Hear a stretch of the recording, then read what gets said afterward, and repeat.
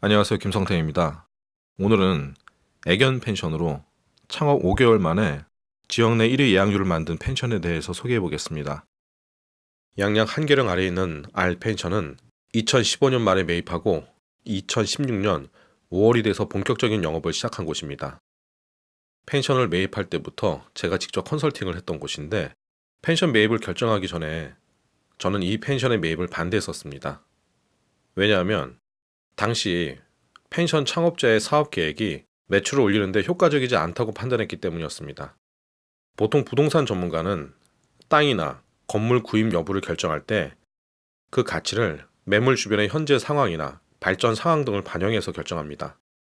하지만 저는 펜션의 부동산 가치는 전문가에게 맡기고 펜션을 오직 수익 측면에서 바라봅니다.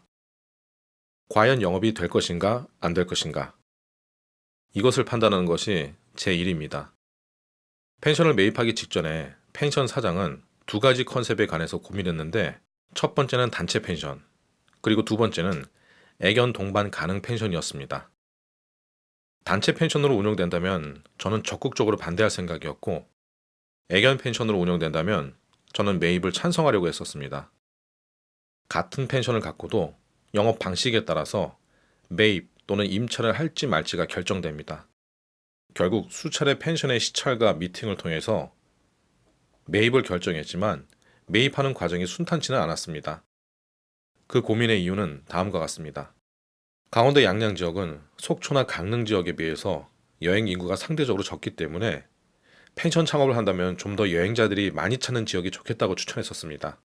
물론 현재는 서핑으로 인해서 양양 쪽 여행자 인구도 증가하고 있는 추세입니다. 하지만 당시엔 그렇지 않았는데 알 펜션 사장은 오색약수와 가까운 거리, 한계령, 계곡 등의 여러 이유를 고려해서 이 펜션을 인수했습니다. 인수한 건물은 오래돼서 굉장히 낡았었고 독특함이라고는 찾아볼 수 없는 평범하고 큰 건물이었습니다. 표면적인 이미지로 봤을 때는 단체 여행에 매우 적합한 펜션으로 보였습니다. 큰 건물은 여러 동으로 나뉘어 있었고 각 객실은 낡았지만 매우 넓어서 이용하기가 편해 보이고 큰 객실들은 복층으로 되어 있는 곳도 있었습니다. 건물 뒤편에는 낮은 산이 있고 펜션 바로 앞에는 큰 계곡이 흐르고 있었습니다. 펜션 주변에는 민가가 없고 숙박업소도 없어서 단체가 여행을 와서 늦게까지 떠들고 즐겨도 문제가 되지 않을 만큼 독립적인 공간을 확보하고 있었습니다. 저는 펜션 인수 과정에서 인수 전 펜션 매출 상황을 듣게 되었습니다. 짐작했던 대로 큰 규모에 비해서 매출이 심각할 정도로 낮았습니다. 자세히 밝힐 수는 없지만 여름 성수기 한 달 기간에도 절반은커녕 3분의 1도 못 채우는 그런 펜션이었습니다. 더군다나 펜션 매각을 염두에 두고 있었던 전 사장은 낡은 펜션을 그대로 방치하고 영업을 이어갔기 때문에 인수 후에 대대적인 레노베이션을 거쳐야 하는 상황이었습니다. 하지만 인수 과정에서 투자된 비용이 워낙 컸기 때문에 인테리어와 익스테리어, 부대시설, 홈페이지, 광고비 등 전체적인 레노베이션에 투자할 여력은 그리 많이 남아있지 않았습니다. 인수 직후의 상황은 결코 밝은 상황이라고 할 수는 없었습니다. 제가 이 펜션을 컨설팅을 시작하기 직전에 이 펜션 때문에 며칠 동안 잠도 못 자던 때가 생각이 납니다. 큰 자금을 들여서 펜션을 인수 후에 남아있는 여유 자금을 어떻게 써야지 소비자들의 눈에 띌 수 있는 펜션이 될 수가 있을까? 제 투자의 실수가 용납되지 않는 그런 상황이었습니다. 첫 단추부터 잘 껴야 되는 상황이었기 때문에 알 펜션 사장과는 여러 차례 만나서 컨셉에 대한 생각을 전달하는 일부터 시작했습니다. 보편적으로 컨설팅을 하게 되면 컨셉을 정하기 위한 조율부터 시작합니다. 하지만 당시 저는 의견 조율보다는 이해와 설득을 시키기 위해서 더 많은 노력을 했었습니다. 실수가 있어서도 안 되고 잘못된 방향으로 한 번이라도 투자가 된다면 이 펜션은 살아남지 못할 위기에 처할 수도 있었기 때문이었습니다. 당시 알 펜션 사장은 넓은 부지와 바로 앞 계곡, 그리고 큰 객실을 이용해서 단체 여행에 초점을 맞추었습니다. 펜션 사장은 이전에 큰 회사에서 오랫동안 몸담았었던 터라 넓은 인맥을 동원해서 영업하면 기업을 대상으로 워크숍 펜션 또는 야유회 전문 펜션으로 운영이 가능할 것이라고 생각하고 있었습니다. 저도 일부분 그분의 생각에 동의했었습니다. 현재 상황에서 알 펜션에 아무리 많은 비용을 투자해서 인테리어를 한다고 해도 주변의 화려한 커플 가족 펜션들을 넘어설 수 있는 상황이 아니었었기 때문이었습니다. 그리고 현실적으로 계산해봐도 펜션의 많은 객실들을 모두 화려하게 꾸밀 자금도 충분하지 않았습니다. 한참을 고민한 후에 결정한 두 가지 컨셉은 단체 펜션과 애견 펜션이었습니다. 그리고 이 두 가지 컨셉 중에서 하나를 결정하기 위해서 다시 고민하기 시작했습니다. 먼저 단체 펜션으로 고민했었던 이유는 다음과 같습니다. 단체 여행자들은 객실의 화려함보다는 야유회나 워크숍 등을 진행하는 데 필요한 부대시설이 잘 갖추어져 있는 곳을 선호합니다. 그래서 인테리어 비용이 많이 들어가는 객실에 투자하는 것보다 세미나실이나 운동장을 만들어 놓으면 목액이 가능할 것이라고 판단했습니다. 그리고 인근의 오색약수와 한계령, 설악산은 단체 여행자들이 이미 많이 찾는 곳이기 때문에 목액이 유리할 거라고 생각했습니다. 단체 전문 펜션으로 운영된다면 매출 규모가 매우 커질 수도 있기 때문에 단체 여행 전문 펜션으로 이미지를 잘 노출할 수만 있다면 너무나도 좋은 컨셉이 아닐 수가 없었습니다. 여기까지는 펜션 사장과 제 생각이 일치하는 부분이었습니다.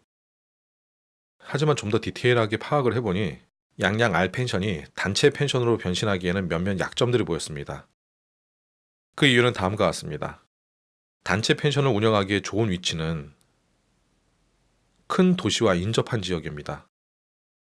특히 야유회나 워크숍을 떠나는 사람들은 거주지와 가까운 곳, 그리고 회사와 멀지 않은 곳을 선호합니다. 하지만 거리가 조금 떨어져 있더라도 대중교통이 편리한 경우라면 목액에 유리한 위치가 될 수도 있습니다. 단체 일행 중에서 모임에 뒤늦게 합류해야 하는 팀원이 있거나 모임 일정을 마치고 투숙하지 않고 먼저 집으로 돌아갈 멤버의 편의를 생각한다면 대중교통은 너무나도 중요합니다. 여담이지만 이런 조건을 기준으로 따져본다면 아직 단체 전문 펜션을 운영하기에 최적의 장소는 전국 곳곳에 남아 있습니다. 앞서 설명한 위치에 따른 기준으로 비교해 본다면 강원도 양양 한계령 아래에 있는 R 펜션은 강화, 가평, 양주, 대부도 등 서울 인근 지역에 비해서 단체 여행 목적으로 운영되기에는 지리적으로나 교통의 편의성으로나 불리한 위치에 있는 것입니다. 부대시설을 단체 여행자에게 맞춰서 갖춘다고 해도 그들이 많이 찾아올 것이라고 확신할 수 없었습니다. 그리고 좀 더 조사를 해보니 오색약수 주변은 성수기와 비수기 여행자 수 차이가 확연하고 이 부근에는 당일치기 단체 여행객들의 수가 더 많았습니다. 큰 규모의 펜션이지만 단체 여행자들을 끌어들일 명분을 만들기가 쉽지 않았습니다. 그래서 단체 전문 펜션 사업 계획을 잠시 뒤로 하고 다른 그룹의 여행자들이 반드시 R 펜션으로 찾아와야만 하는 더 강력한 명분을 만들기로 했습니다.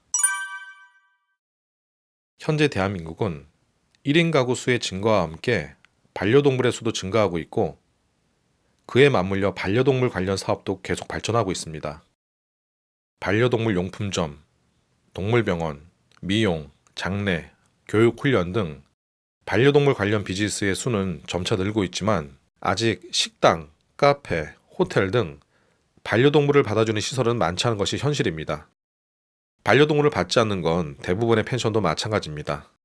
애견 전문 펜션 수가 매우 적기 때문에 분명히 소비자들은 반려동물과 동반 숙박에 대한 갈증을 느끼고 있습니다.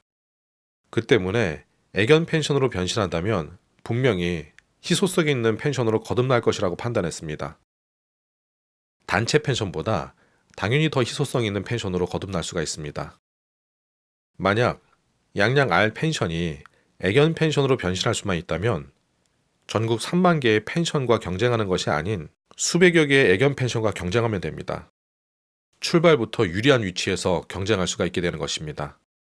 결국 R 펜션은 애견 펜션으로 운영될 때 더 큰 수익을 만들 수 있다고 판단하고 단체 펜션과 애견 펜션 사이에서 더 깊은 고민을 하게 됐습니다.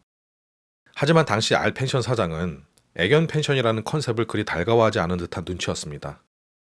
펜션 사장은 단체냐 애견이냐 두 가지를 고민하면서 자주 저에게 이렇게 질문했습니다.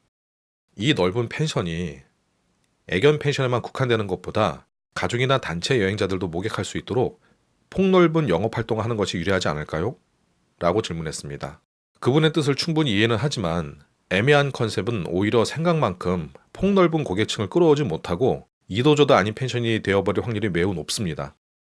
가족여행자 입장에서는 개를 싫어하는 사람도 있을 테고 조용히 아이들과 보내고 싶지만 개들 때문에 본인들의 가족여행이 방해될까봐 우려할 수도 있습니다. 그리고 견주들의 입장에서는 사랑하는 반려동물을 여행지에 데리고 가서 개를 좋아하지도 않는 사람들의 눈치를 봐야 한다면 차라리 더 전문적인 애견 펜션으로 예약하는 편이 좋다고 생각할 것입니다. 그렇기 때문에 R 펜션의 컨셉은 어정쩡한 컨셉이 아닌 애견들의 천국, 애견들의 자유공간, 눈치 보지 않고 애견들이 즐길 수 있는 공간으로 보여져야 합니다. 그 이미지가 구매율을 높이는 데 더 유리해집니다. 앞서 사례에서도 여러 차례 컨셉을 소개했지만 컨셉은 두루두루 좋은 곳이라는 이미지보다는 매니아들에게 전폭적인 지지를 받는 것이 더 효과적인 목격이 가능합니다. 한참을 고민하던 R 펜션 사장은 한 발짝 물러나서 저에게 이렇게 질문했습니다. 애견 펜션은 너무 한정적인 느낌이 드니까 애견 동반 가능 펜션이라고 광고하는 건 어떨까요? 라고 질문했습니다. 하지만 제 답은 단호하게 노였습니다. 이런 컨셉에 대한 뜻을 잘 전달했고 결정된 컨셉으로 보이기 위해서 작업에 들어갔습니다. 가장 많이 신경 쓴 작업은 홈페이지였습니다. 펜션의 매출을 결정짓는 결정적인 역할을 할 수 있는 홈페이지는 아낌없는 투자를 했습니다. 전체적인 분위기는 애견 펜션으로 하되 따뜻하고 세련된 분위기로 만들었습니다. 그리고 펜션 오픈 전 반려동물 동반 숙박 이벤트라는 것을 진행했고 당첨자들은 무료 숙박을 시켜줬습니다. 그리고 그 대가로 여행자와 반려동물이 함께 찍은 사진들을 후기와 함께 홈페이지 전면에 사용을 해도 된다는 동의를 얻도록 했습니다. 이렇게 만들어진 애견과 함께 떠나는 여행이라는 후기는 홈페이지 전면에 가장 잘 보이도록 연출했고 각종 광고, 블로그, 카페, 모바일 SNS도 애견 동반 여행 후기를 대대적으로 노출했습니다. 그리고 신뢰할 수 있는 애견 펜션으로 보이기 위해서 펜션 사장이 직접 키우고 있는 큰 반려견과 함께 찍은 사진들을 매우 신경 써서 촬영했습니다. 그 사진들의 이미지는 펜션 사장과 개가 함께 깊은 교감을 나누는 것 같은 사진들을 연출했고 노출했습니다. R 펜션이 노출하고자 하는 이미지는 객실보다 반려동물과 함께 즐기기 좋은 펜션이었습니다. 보통 펜션을 창업하면 2년 정도는 지나서 서서히 자리가 잡혀갑니다. 하지만 양양 R 펜션은 열악한 환경에서 창업했음에도 창업 5개월 만에 지역 내 예약률이 5번째 안에 들어갈 만큼 높은 객실 판매율을 보였고 타 펜션들의 부러움을 사는 곳이 되었습니다. 물론 이렇게 되기까지 쉽게 만들어진 것은 아닙니다. 펜션 사장은 바쁜 시간을 쪼개서 펜션 컨셉과 마케팅에 대한 저의 교육을 주기적으로 받았고 펜션 운영에 관한 공부를 지속했습니다. 그리고 그분은 저의 조언을 듣기 위해서 거의 매달 제가 거주하는 먼 곳까지 찾아왔고 해외 유명 호텔들도 저와 함께 시찰을 했습니다. 저의 컨설팅을 받은 창업자들 중에서 가장 많은 고생과 고민을 한 분이 아닐까 생각됩니다. 심지어 R 펜션 사장은 애견 펜션에 더 어울리고 더 전문적인 펜션으로 만들기 위해서 반려동물 관리사 자격증도 취득했습니다. 반려동물과 함께하는 가족들의 수는 오래전부터 현재까지 계속 증가해왔고 그와 관련된 상품과 서비스도 계속 증가하고 있습니다. 영국과 미국, 일본 등의 선진국의 경우에는 호텔과 레스토랑도 점차 반려동물 입장이 가능한 곳이 늘어나고 있는데 우리나라도 반려동물 관련 음식점과 숙박 사업은 지금보다 더 확대될 것이라고 생각됩니다. 결국 애묘인들의 지갑을 열기 위해서 애견 펜션의 수는 지금보다 훨씬 더 많이 생겨날 것입니다. 만약 애견 펜션을 운영하고 계획 중이라면 지금이 가장 적기라고 생각합니다. 오늘 이야기 여기서 마치겠습니다. 감사합니다.